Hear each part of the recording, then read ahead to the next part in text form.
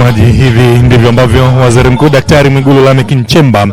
anahitimisha ziara yake ya kikazi katika wilaya hii ya Chamwino, ikiwa hii ni siku ya pili ya ziara hii ambayo anaifanya katika wilaya ya Chamwino. Itakumbukwa siku chache zilizopita alifika pale katika eneo la Mvumi Makulu, ambako kule nako ilikuwa ni Mvumi Mission, ambako huko alipata wasaa wa kutembelea miradi na kuja kuzungumza vile vile na wananchi wa eneo hilo, na hatimaye hii leo hapa amekuja vile vile kuzungumza na wakazi wa kata hii ya Msanga katika wilaya ya Chamwino, jimbo la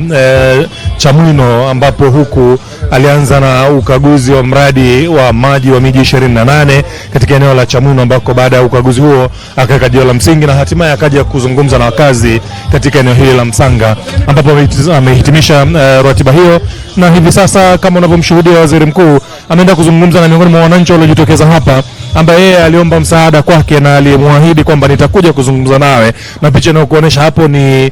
jambo la ukarimu, unyenyekevu, amekijishusha kwa mwananchi huyu ambaye ameenda kuzungumza naye. Mheshimiwa Waziri Mkuu alimwahidi kwamba tutakuja kukusikiliza, na hatimaye baada ya kumaliza kuzungumza na wakazi katika eneo hili la Msanga, sasa Mheshimiwa Waziri Mkuu yupo anazungumza naye kwa chati kabisa. Na huu umekuwa ni utamaduni vile vile wa Waziri Mkuu katika ziara zake zote ambazo amekuwa akiziendesha, kando na kuzungumza na wananchi kwenye mikutano ya hadhara na kuwapa nafasi ya kueleza yale ambayo wanawasibu, lakini kwa wale ambao wanaonekana kabisa wana uhitaji, amekuwa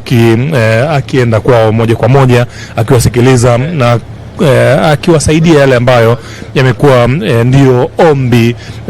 ambayo wamekuwa wakiwasilisha kwa Mheshimiwa Waziri Mkuu. Na wapo ambao wamekuwa wakiomba viti mwendo, wamekuwa wakiomba vyombo vya usafiri kama pikipiki zenye matairi matatu maarufu zaidi kama bajaji, na kwa hapa ambacho kinaendelea pia ni ombi binafsi linalowasilishwa kwa Mheshimiwa Waziri Mkuu, na ndio mazungumzo yanaendelea hivi sasa. Bila shaka huyo ni ndugu yake na mwananchi huyu ambaye amejitokeza hapa akisaidiwa pengine kwenye namna nyepesi ya mawasiliano na Mheshimiwa Waziri Mkuu. Ndivyo tunahitimisha matangazo haya kutoka hapa katika eneo hili la Msanga, kata ya Msanga, wilaya ya Chamwino, mkoani Dodoma, ikiwa ni mwendelezo wa ziara ambazo Waziri Mkuu amekuwa akizifanya katika maeneo mbalimbali ya nchi yetu hii ya Tanzania. Kwa niaba ya timu nzima iliyokuletea matangazo haya, ninasema asante sana kwa kufuatilia kuanzia mwanzo mpaka hivi sasa, ambapo ni